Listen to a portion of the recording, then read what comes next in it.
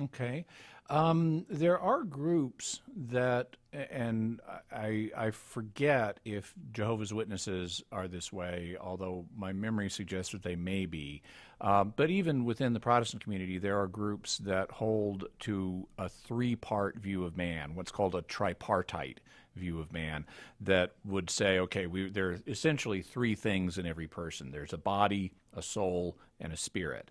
And the difficulty with that is when you look at Scripture and you look carefully at the way the relevant terms are used, whether it's in Greek or in Hebrew, there's a lot of overlap between the way the words for spirit and the word for soul are used. It doesn't seem possible to draw a clear distinction between them. There are a few passages which do distinguish them. Like St. Paul on one occasion will say, God is able to preserve you spirit and soul until the day of judgment and things like that. But there's only a handful of passages like that, and it would be a mistake to look at those passages and say, well, therefore there must be these two different things, a soul and a spirit, because there are also other passages where Jesus himself says things like you need to love God with all your heart, mind, soul, and strength. Well, does that mean that there's four parts in a human being? A heart that's different than your mind, that's different than your soul, that's different than your strength?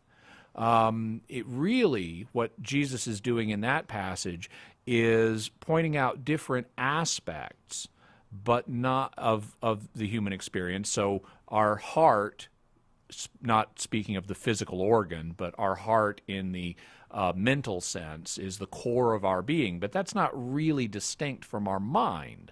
And so consequently, it's possible to use these terms that refer to different aspects of our inner life in a way that mentions them, but that doesn't imply they're all separate things. When we are said to love God with all our strength, Jesus isn't talking there simply about physical strength, muscle power. He means with all of our mental strength, and that's part of our mind. It's part of our heart. It's related to our soul. And so one of the things that we have in Scripture is a tendency to pile up these terms that have a lot of overlap as a way of gesturing towards the whole of the human person. So when Jesus says, love God with all your heart, mind, soul, and strength, he means love God wholly with everything you are. And in the same way, when Paul says things like God can preserve you body, soul, and spirit until judgment day, he means God can preserve all of you. But it doesn't mean he can preserve your whole being, but it doesn't mean that you should seize on those terms and carve a person up into three parts any more than when you look at Jesus' statement, it means you should carve a person up into four parts.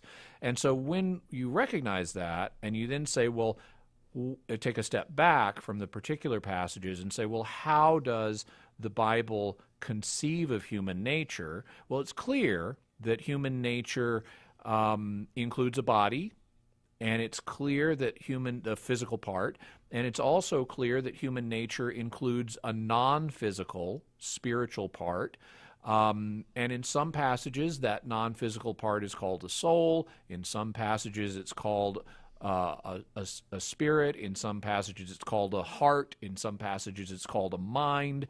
But they're all related terms. A particularly significant passage in this regard is right there in Genesis 2, where God creates Adam, and he makes Adam's body and then breathes the spirit of life. That's what it says in Hebrew, because the word for spirit and breath are the same in Hebrew. He breathes the spirit of life into Adam's nostrils, and then it says, so Adam became a living soul. And there the word soul is used for the whole of Adam, both his body and his spirit. So now that he has a body and a spirit, now Adam is a living soul. And we see a similar usage of the word soul in in the English expression, like if we say a ship sank and 50 souls were lost, there the word soul is used as a reference to the whole person. But we also find passages where the word soul is used just to refer to the spiritual part, where it's a synonym for spirit. And so we have to kind of look at the big picture of how the New Testament describes human nature rather than trying to focus on individual texts that kind of pile up these overlapping ideas. If you'd like to read what the Catholic Church actually has to say about this, I'd refer you to the Catechism of the Catholic Church. If you look at paragraph 367 of the Catechism, it notes that sometimes the soul is distinguished from the spirit. St. Paul, for instance, prays that God may sanctify his people wholly with spirit and soul and body, kept sound and blameless at the Lord's coming. The Church, the Catechism says, teaches that this distinction does not introduce a duality into the soul. Spirit signifies that from creation, man is ordered to a supernatural end, and that his soul can gratuitously be raised beyond all it deserves to communion with God. And so consequently, the Catechism recognizes that even though this language is present in Scripture, the Church nevertheless teaches that still there's fundamentally two elements in man, the spiritual and the physical.